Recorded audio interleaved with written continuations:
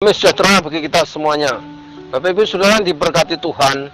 Kesempatan yang indah ini mari kita mendengarkan firman Tuhan bersama dengan kami. Tempat ini adalah Istana Kuning, kerajaan yaitu Antakusuma. Ini kerajaan ini dulunya ada suatu perjanjian. Perjanjian antara kerajaan Banjar bersama dengan suku Dayak Arut. Mereka mengadakan perjanjian, tetapi tidak mau perjanjian di dalam mulutnya saja, tetapi harus ada korban, yaitu tentara dari Banjar satu, dari suku Dayak satu, semuanya menjadi korban, disembelih dan sembelih.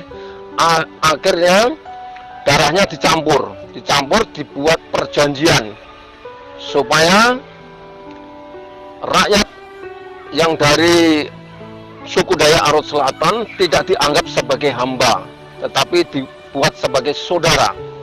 Jadi ada saudaraan yang akrab, dan perjanjian itu siapa yang mengingkari janji akan mendapatkan kutuk. Jadi maka kota atau kerajaan kota Waringin Barat ini mengalami kemakmuran. Pangkal Ambon ini suatu kemakmuran yang luar biasa karena ada suatu perjanjian. Setiap orang yang bisa menetapi perjanjian itu mendapatkan anugerah. Banyak orang yang kaya raya di tempat ini karena menepati perjanjian. Ya, perjanjian yang artinya kalau iya iya, kalau tidak boleh, yaitu mengatakan iya dibilang tidak dibilang ya, atau A dibilang B dibilang A, tidak boleh. Harus jujur. Orang sini adalah jujur semua. Maka siapa yang melakukan kejujuran, kejujuran, maka di situ akan datang suatu berkat yang besar. Maka terbukti Bapak Ibu Saudara. Karena demikian saya teringat Bapak Ibu Saudara. Teringat yaitu firman Tuhan pada 2 Tawarikh pasal yang ke-7 ayat yang ke-14. Dan atasnya namaku disebut, dan umatku atasnya disebut namaku, dan merendahkan diri, berdoa dan mencari wajah Tuhan, dan berbalik dari jalan-jalan yang jahat, artinya bertobat, maka Tuhan akan menjawab dari sorga.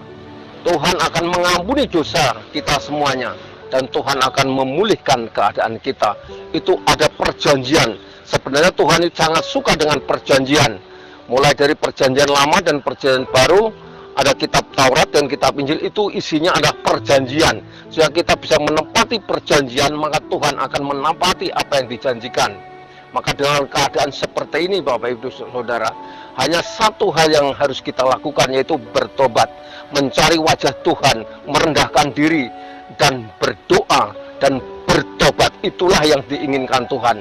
Bapak Ibu Saudara, janganlah menganggap jika kita tidak berbuat dosa atau tidak bersalah, jangan kita menganggap itu. Semua orang adalah berdosa.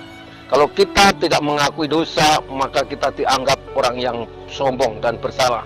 1 Yohanes pasal 1 ayat yang ke-8, barang siapa berkata aku tidak berdosa, itu mendustai atau menipu dirinya sendiri, dan orang itu sudah berdosa dalam kesombongan. Tuhan selalu menegur dan mengajar Bapak Ibu Saudara.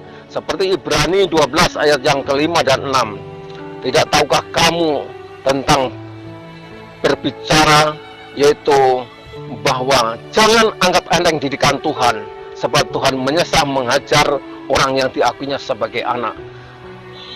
Wahyu 3 ayat 19, orang yang dikasih adalah, yang kukasih adalah kutegur dan kuhajar, relakan untuk bertobat. Bapak Ibu Saudara, dalam keadaan seperti ini, ada wabah, musibah, penyakit seperti ini, penyakit virus corona, ini hanya satu hal yang harus kita lakukan, yaitu kita merendahkan diri di hadapan Tuhan, berdoa dan mencari wajah Tuhan, dan berbalik dari jalan-jalan yang jahat, artinya bertobat.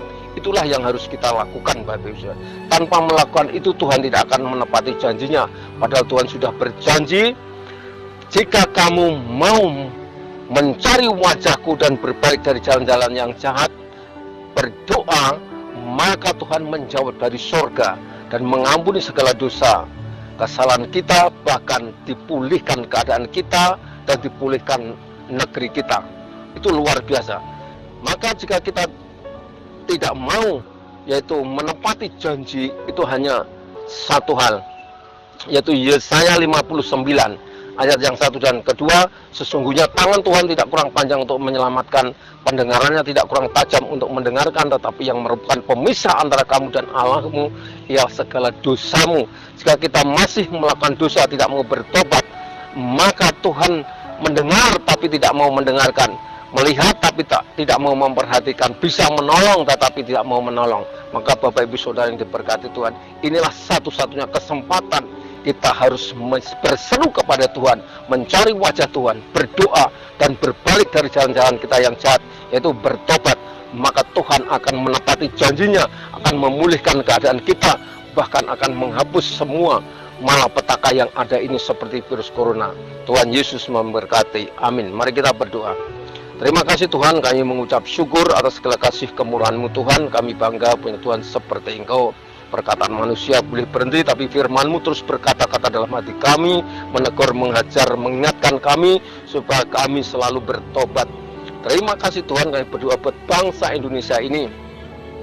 Segera Engkau bebaskan dari virus corona, dan kami berdoa buat seluruh dunia ini. Virus corona segera berhenti di dalam nama Tuhan Yesus Kristus. Haleluya. Amin.